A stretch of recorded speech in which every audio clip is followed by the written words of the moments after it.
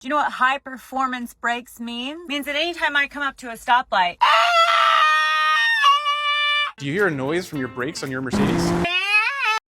You're not alone. It's one of the most misunderstood sounds in a high-performance vehicle. That high-pitched note?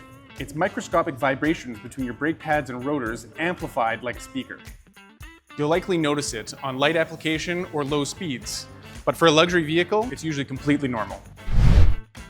Mercedes-Benz is engineered for powerful, aggressive stopping. That means larger pads and rotors. Naturally, this can cause vibration. It's a byproduct of precision, high-performance engineering. However, if the squeal becomes constant, you hear a grinding, or if your brakes just don't feel right, it's time to come visit us.